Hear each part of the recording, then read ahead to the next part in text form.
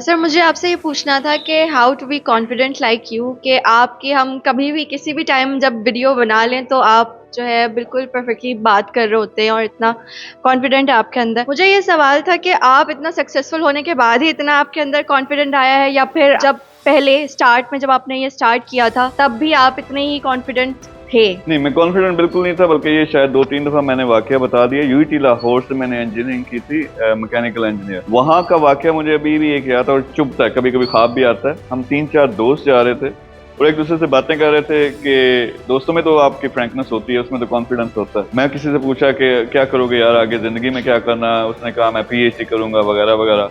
मुझसे पूछा, मैंने कहा यार I want to do something big, बड़ा बिजनेस करना चाहता हूँ और पब्लिक स्पीकिंग करना चाहता हूँ। वो दोनों हंसना शुरू हो गए। वो कहता है तू तो पब्लिक स्पीकिंग ये तो हो ही नहीं सकता, ना तुम्हारी पर्सनालिटी है, ना तुम्हारी आवाज है, ना तुम में कॉन्फिडेंस है। और वाकई एग्जैक्ट सिचुएशन थी बैक देन। हुआ चेंज कैसे हुआ ये आप सबके लिए प्रैक्टिस से होता है। फर्स्ट यू डिसाइड कि क्या करना है जिंदगी में। उस वक्त भी मेरा गोल था कि कुछ बड़ा करना है, लेकिन इन भाई जैसा अनलिमिटेड पैसा, उसको डिफाइन किया, उसमें अरसा लगा। लेकिन जब एक दफा डिफाइन किया, वीडियो पहली बनाई, पहली आपको पता ना अपनी आवाज ही बड़ी अजीब लगती है जब पहली दफा आप अपनी आवाज सुनते हो, तो वो अजीब सी थी। लेकिन करते करते प्रैक्टिस जब आप करते रहते हो, जिस तरह उसी तरह मैं अगेन मिसाल देता हूँ कि बच्चा पैदा होता है वो चलना नहीं शुरू करता, उसको कितना अरसा लगता है चलने के लिए? 1-1.5 साल लगता है ना। तो एग्जैक्ट सेम प्रैक्टिस करो, ज्यादा से ज्यादा करो। वीडियो का ये है कि या लोगों के सामने कॉन्फिडेंस की बात ये है, पहले वीडियो पे कॉन्फिडेंस क्रिएट करो। आप सबके पास मोबाइल है, स्मार्टफोन है, अपनी वीडियो ऐसे पकड़ के बनाना शुरू कर दो। पहली दफा अच्छी नहीं लगेगी, दूसरी, तीसरी, 10वीं 100 वीडियोस बनाओगे यार, कोई डिफरेंस तो आएगा ना।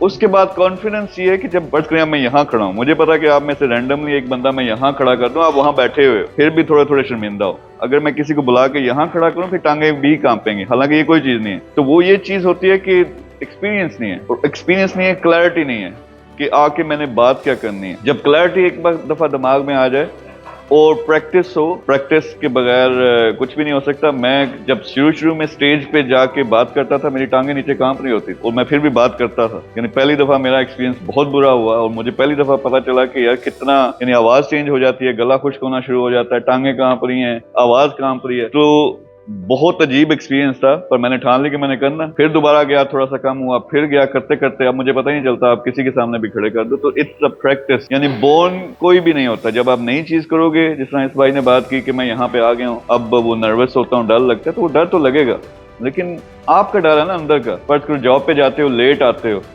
आप अंदर घुस रहे हो ऑफिस के अंदर, तो लगता है ना कि हर बंदा मुझे ही देख रहा है, वो हर बंदा दिमाग, हालांकि कोई नहीं देख रहा होता, कोई भी नहीं गौर कर रहा होता। हमारा अपना दिमाग वो नाइटमेयर डर प्रोड्यूस करता है, उससे वो हार्मोन्स के जरिए, केमिकल रिएक्शन के जरिए हमें खौफ महसूस होना शुरू हो जाता है। उससे फिर टांगे भी कांपती है, आवाज भी कांपती है। तो सिंपल की क्लैरिटी होनी चाहिए एक, और दूसरा प्रैक्टिस के अलावा और कोई चीज नहीं। अगर नहीं याद रहता, ये याद रखो कि मैंने चलना कैसे शुरू किया था बचपन में, हर चीज ऐसे ही है। और वो उस पर आप जान मारो तो मतलब ज्यादा से ज्यादा ये 2-3 हफ्ते का काम है, आप में कॉन्फिडेंस भी आ जाएगा, आप हर जगह जाके बोल भी सकोगे।